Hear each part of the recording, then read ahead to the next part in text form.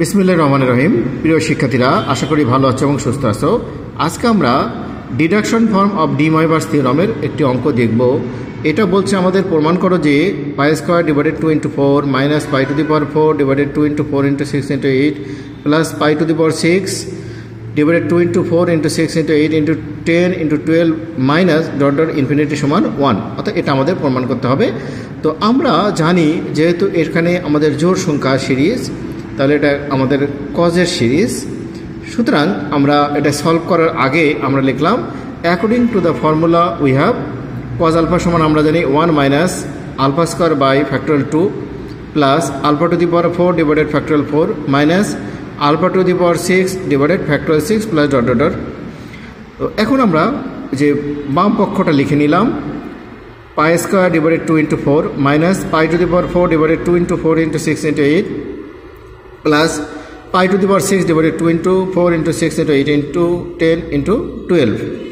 তো আমরা এইটাকে পাই স্কোয়ার থাকলো, যেহেতু স্কোয়ার আছে আমরা এটাকে স্কোয়ার ফর্মে লিখবো, তার মানে 1 into 2 into 2 স্কোয়ার মাইনাস পরেরটাতে যেহেতু 4 আছে এই জন্য আমরা লিখলাম 1 2 3 4 2 টু দি পাওয়ার 4।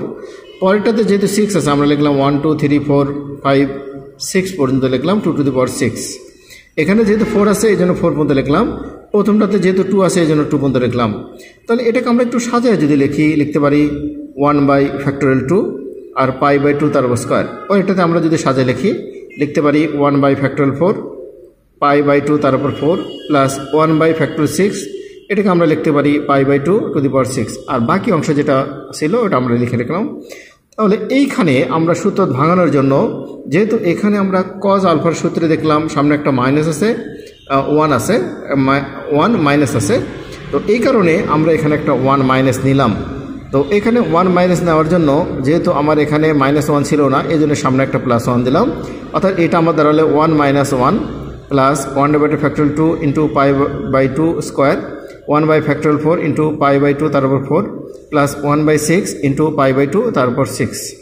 এবার আসি আমরা এটাকে আরেকটু সাজিয়ে লিখলাম, 1 মাইনাস কমন নিলাম, তাহলে 1, এরপরে এটা প্লাস ছিল এই জন্য মাইনাস হয়ে গেল, তারপরটা 1 বাই ফ্যাক্টরিয়াল 4 মাইনাস ছিল প্লাস হয়ে গেল, 1 বাই ফ্যাক্টরিয়াল 6 এর আগে প্লাস ছিল মাইনাস হয়ে গেল।